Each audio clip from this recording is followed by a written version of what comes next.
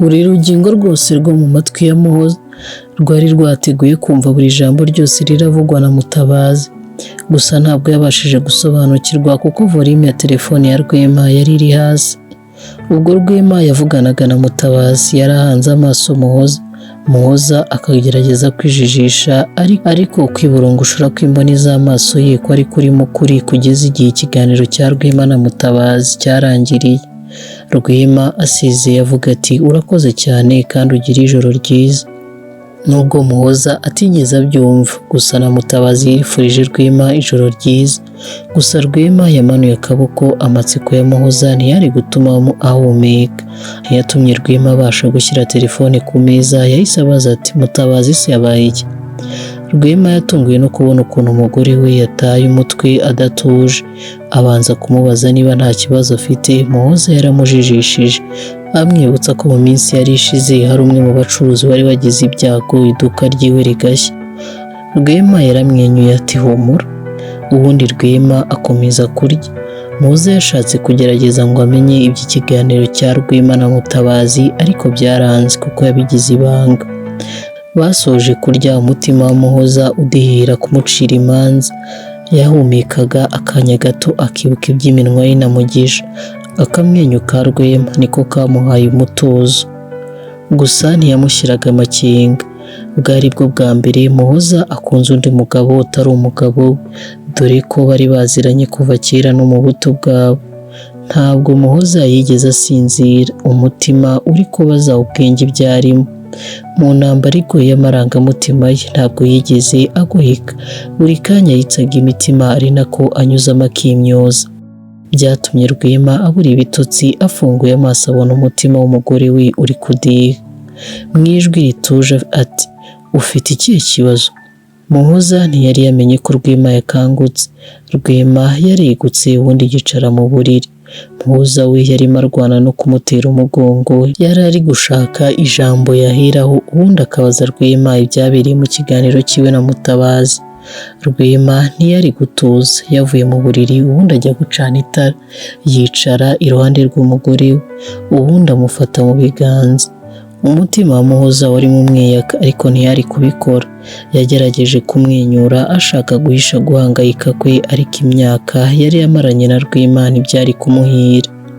Muhoza yagombaga kubeshya kugira ngo igitutu kiri kumuzanaho n'ibibazo bya Rwema kigabanuke. Muhoza ati ese koko impanga zacu ntabwo zizigera zikundana? Rwema yateze amatwi undi arakomeza ati dore batangiye gupfa bataravuka. Ubundi kwibaza uburere nzabahereza nkagira ubwoba pe. Rwema yaramwenyuye abanza gutekerezaho umwanya mutoya, aramubaza ati ese wowe hari ikintu ujya wibuka cyabaye igihe wari mu nda ya mama wawe? Muhoza yaramwenyuye byo kunenga ikibazo abajijwe. Rwema abibonye amubwirana gushyira amanga ati ikintu umaze kwiga ni uko ubuzima butangira umuntu akiri mu rusoro. Urukundo, intambara, byose nibwo biza ariko ntitubimenye. Muhoza yarabyamaganye ati ubwo ni ubusizi. Rwema aramuhumuriza ati rero humura uko utazi ibyabereye. Ibyabaye ukiri mu nda ni nako n'abana bacu nabo batazabimenya. Yungamo ati kandi nk'uko utamenya ibyakubayeho nyuma y'urupfu ni nako n'abana bacu batazamenya intambara zabo bakiri mu nda. Rwema yaramwegereje ati gusa ni inkuru nzabaganirira kera. Rwema yashyize umugore mu bituza bye ubundi ntiyamenye uko umwami w'ijoro yamwibye. Ubwo izuba naryo ryaje rizanye ibyaryo.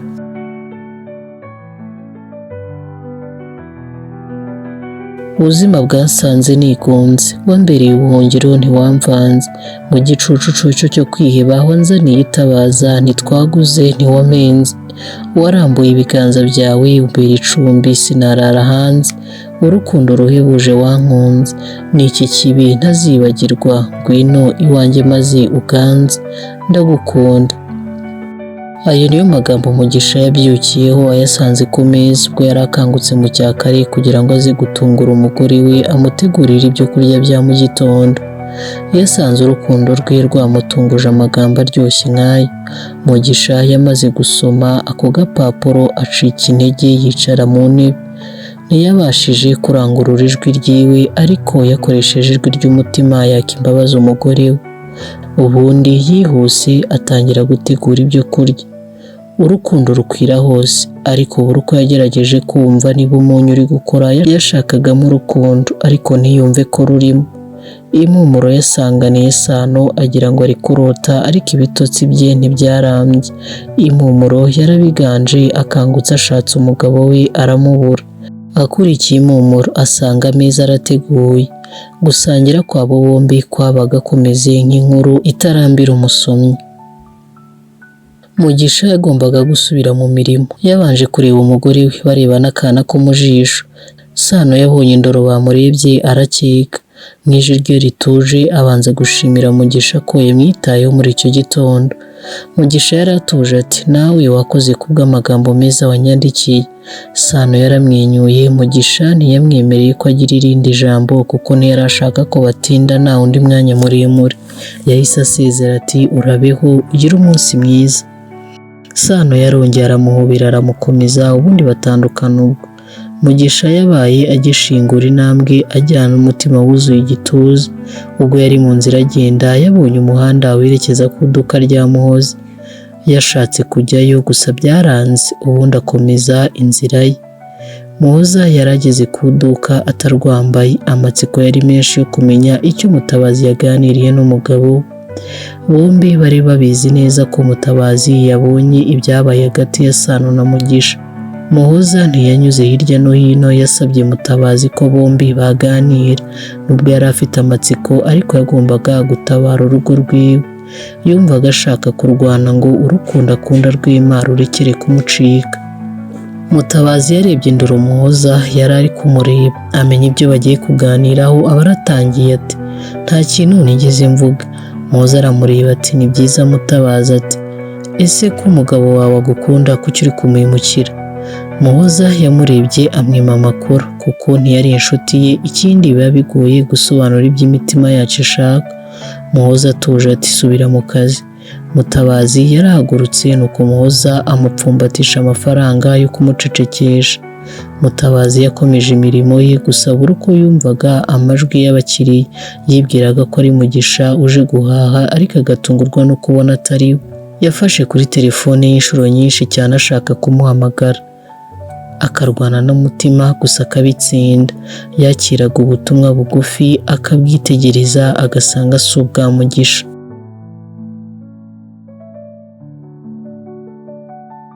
Amazi yarimo atemba, ibirenge byabo bombi biri kumva ubwo bukonje gusa intoki zabo zari zifatanye. Shema na Teta bari bongeye guhura. Muhoza na Sano ntabwo bari kubasha kwihagararaho. Amajwi yabo yari atuje ariko kandi arimo agahinda. Teta yarasubije ati nanjye nari ngukumbuye. Shema yavuganye umubabaro mwinshi ati simba nshaka kukubabaza, simba nshaka kubabaza impanga yanjye, ni nayo mpamvu ngomba gutegereza agasinzira. Teta ati ndakumva mukunzi. Nubwo byari bimeze bityo muri uwo mwanya izo mpinja zombi zari zishimye buri uko baganiraga. Ntibaburaga kwibaza ukuntu bizagenda bombi nibavuka bagahurira muri iyi si. Bumviraga kure cyane abandi bari kuyiganiraho. Muhoza yakuruye urutugu rwa Sano. Shema yari ashaka umukunzi we ko amwegera. Sano yamanutse yitonze ubundi umutwe awushyira ku bibero bya Muhoza. Teta yaramushimiye ubundi ati ndashaka ko nkomeza ukamfata. Shema yamwenyuriye mu bitwenge by'umubyeyi we aramubwira ati nakwifuje ko tugumana gutya. Bitse imitima ati ese uri kumbona? Teta aramwenyura ati ni njye nawe gusa ubu turi muri iyi si. Ubwo Teta na Shema bari bongeye kwiba umwanya ababyeyi babo. Telefone ya Muhoza yari iri gusona ubutitsa ariko ntabwo yari ari kuyumva kuko urukundo rw'abana bari mu nda zabo rwari rwabatwaye mu yindi si batabashaga gusobanura. Ibihe bya Shema na Teta ntabwo byarambaga, bahoraga bakumburanye ariko ntibatindanaga kuko impanga ya Shema yarakangutse. Ako kanya Shema asubiza yongorera ati urabeho mukundwa nawe ubutaha. Iyi nshuro yo Teta yabashije gusubiza ubundi nawe arasezera yongeraho ati ndagukunda. Ubwo bombi batera imigeri ababyeyi babo bagaruka muri ya si yacu. Muhoza yatunguwe no kubona Sano amuryamye ku bibero, bombi bicaye iruhande rw'amazi bashyizemo ibirenge. Imyenda yabo yari yatose ku gice cyo hasi. Bamwe mu bari basohotse nabo bari bashungereye kuko igihe Shema na Teta babaga baganira ntibiyumvishaga amajwi y'imitima, ahubwo byabaga biri kumvikana. Muhoza na Sano ntibagize isoni, nubwo abandi barimo babaseka, bo bari bamaze kumenyera kubaho ubwo buzima, nubwo kubusobanurira abandi bantu byari bigoye. Ababakurikiye basigaye bajujura, bo bagenda baseka, gusa bari bafite amatsiko yo kumva ikiganiro Shema na Teta bagiranye. Sano yiyemeje ko iyo nkuru azajya yandika mu gitabo kugira ngo azabashe kuyisomera umukobwa we navuka. Mu nzira bagenda, Muhoza yanyuzagamo akareba Sano mu maso, akibuka ibyabaye hagati ye na Mugisha, umutima ugasimbuka ariko kandi akihagararaho cyane. Byatumye ibiganiro byabo biba bikeya. Muhoza wari indengabaganizi yari atuje, gusa Sano ntiyabitindaho. Bombi bahanye ibiganza, ikiganza cya Muhoza cyarimo gititira. Si wabonye barekuranye, bombi bateranye umugongo, ariko buri uko Muhoza yashinguraga ikirenge yarahindukiraga akareba kuri telefone ye. Yarongeye irasona, ayikura mu gikapu yihuta.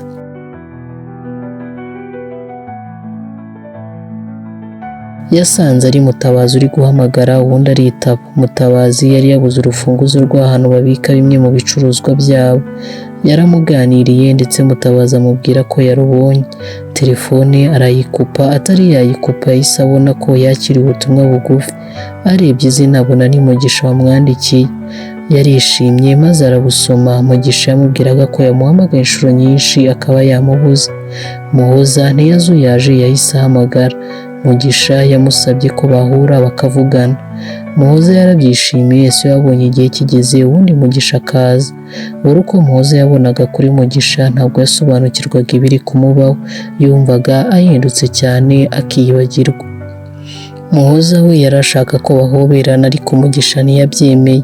Yamusanganije ikiganza, Muhoza aracyakira. Mugisha yabanje kumubaza impamvu atigeze afata icyo kurya cyangwa se icyo kunywa. Muhoza yabanje kumwisiguraho amubwira ko impamvu yamubazaga ari uko yari ari kumwe na Sano. Mugisha yagiye guhangayika, Muhoza amumara impungenge amubwira ko ari impinja zabo zari zashatse kuganira. Mugisha yaramwenyuye aravuga ati iby'urukundo ni amayobera. Muhoza nawe aramwikiriza ati ni amayobera cyane. Muhoza yari afite amatsiko yo kumenya icyo Mugisha ari kumushakira, gusa yananiwe kumubaza. Mugisha nawe yabanje gufata umwanya utari mutoya atekerezaho, arahera kugira ngo agire icyo avuga. Haciyemo umwanya wo gutuza, ubundi arangije arakorora. Arangije ati sinzi aho ndahera. Muhoza yahise yitanguranwa ati umbabarire. Mugisha nawe ati hoya, ahubwo wowe umbabarire. Bombi bongera gutuza.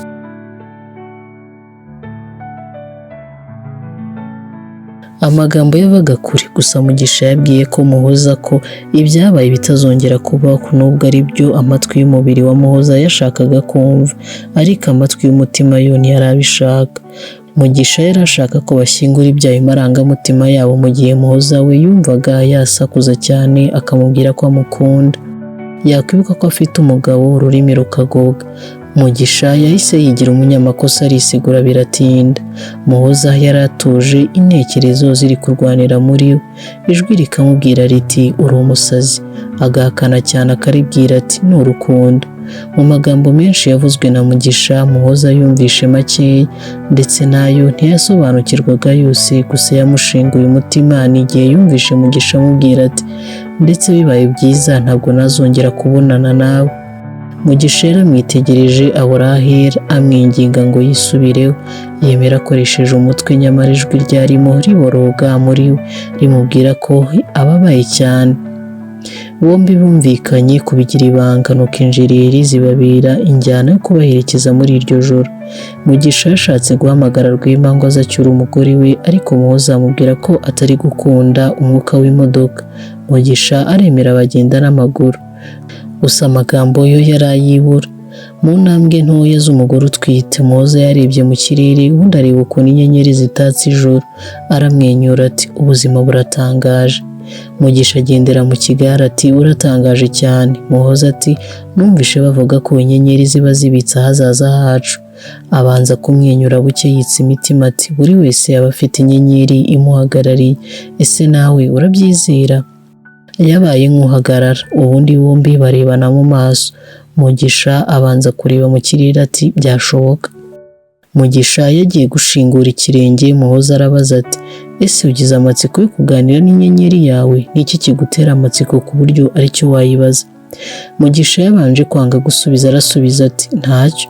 Muhoza arahatiriza, nuko Mugisha ariyumvira ati icyo ntari kwibaza narakibonye. N'amatsiko menshi Muhoza ntiyongeye gutera indi ntambwe atari yasubizwa. Mugisha ati igihe kirekire cy'ubusore bwanjye nakimaze nibaza umuntu uzambera umugore, uwo nzakunda nawe akankunda. Amera nk'uwibutse aramwenyura ati n'igihe nabaga ndi gusenga nabwiraga Imana ko nashaka ijuru, ko niyo najya mu kuzimu cyangwa se sinzabone ku bisekuru byanjye ukundi, ariko nkabona umugore mwiza muri ubu buzima byaba bihagije. Muhoza yaramwenyuye aramwikiriza ati n'abakobwa nabo ni uko, twese twifuza kuba mu rugo rwiza rw'amahoro. Bongeye intambwe nkeya. Muhoza ati ese ibyo wasabye warabibonye? Mugisha abanza gutuza, yemera ashize amanga ati yego. Kwikiriza kwe kwabaye nko kujomba icumu ku mutima wa Muhoza. Gusa na Muhoza yari afite Rwema umukunda cyane, yaribwiye ati nanjye ndi umunyamahirwe.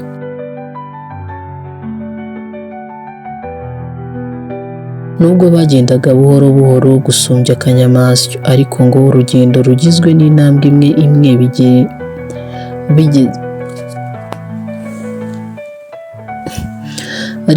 urugendo rugizwe n'intambwe imwe ku yindi. Bageze ku marembo yo kwa Rwema. Mugisha yamusezeye umutazongera kumubona. Ubwo bari bahagaze batunguwe n'abasore babiri baje birukankana. Ubwo birukankana agakapu ka Muhoza, Muhoza we yasigaye avuza induru, Mugisha birukaho. Kubw'amahirwe afata umwe muri bo wari ufite agakapu. Bararwanye, gusa Mugisha atabara agakapu akajugunyira Muhoza, ubundi asigara mu rugamba. Ibipfunsi byinshi n'imigeri myinshi buri wese yakubitaga aho abonye, ariko nawe ntiyaburiwemo aho ngaho. Yirwanye uko ashoboye kugeza ubwo Rwema yaje yihuta kubera induru y'umugore we.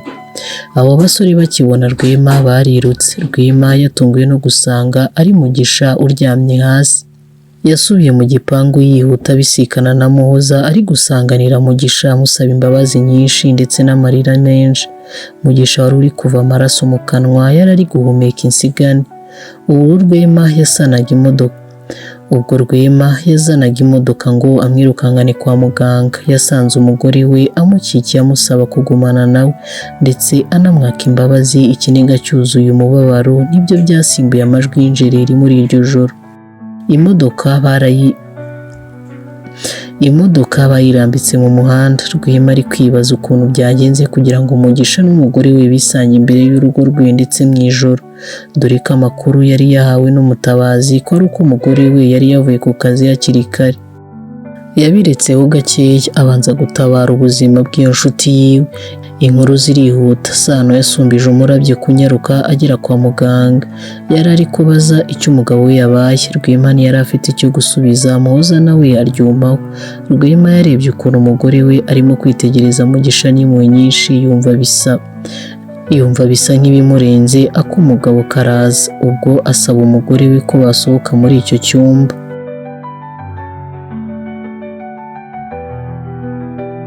Bapfuye kugeza ibirenge hanze y'ibitaro. Rwema n'amatsiko menshi abanza amakenga ati wowe na Mugisha mwari muvuye? Umugore we agiye gusubiza, Rwema ahindura ikibazo arabaza ati wiriwe hehe, mwahuriye hehe? Muhoza ntiyigeze abitekerezaho habe na gatoya. Yahise abeshya ati narindi mu kazi. Mugisha anyura aje kugura ibintu byo gushyira umugore we aramerekeza.